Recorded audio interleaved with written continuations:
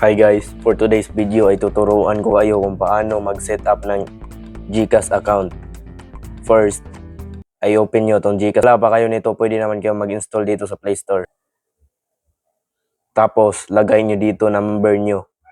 Sa akin ito number ko.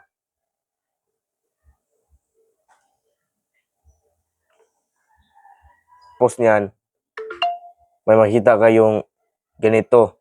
I-click nyo yan. At ito, isulat nyo tong number na to.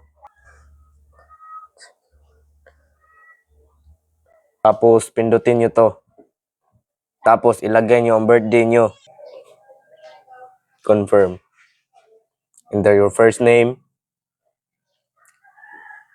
Itong ginagawa kong account kay para sa lolo ko. Juvencio Lamusti. Sakto. Lagay nyo ang email nyo. Main source of funds. Inheritance. Province. Pindutin nyo tong next. Basahin nyo yan. Siguraduhin yung tama nakalagay dyan.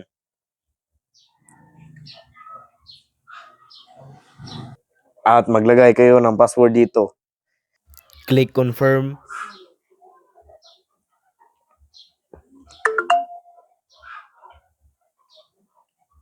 Pagkatapos noon, i-click nyo tong register this phone.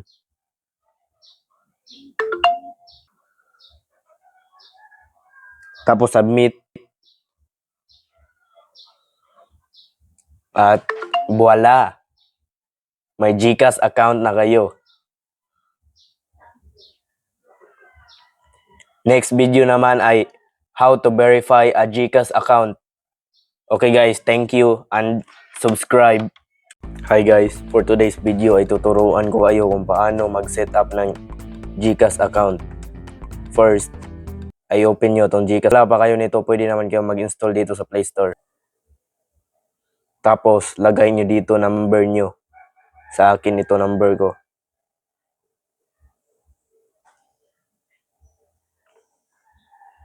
Tapos nyan, may makita kayong ganito. I-click nyo yan. At ito, isulat nyo tong number na to.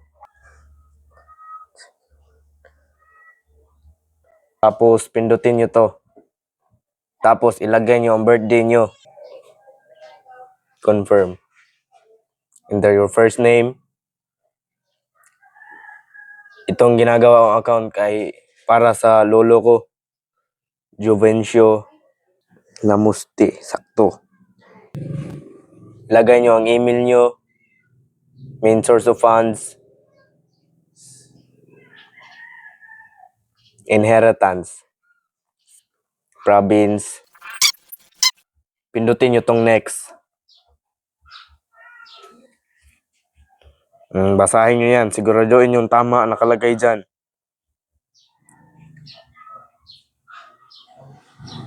At maglagay kayo ng password dito.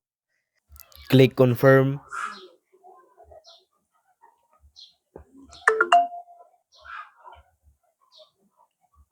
Pagkatapos noon, i-click nyo tong register this phone.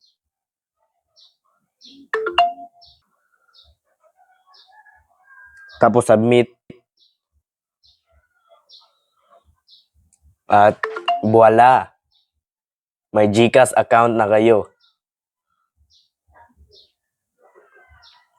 Next video naman ay how to verify a GCash account. Okay guys, thank you and subscribe.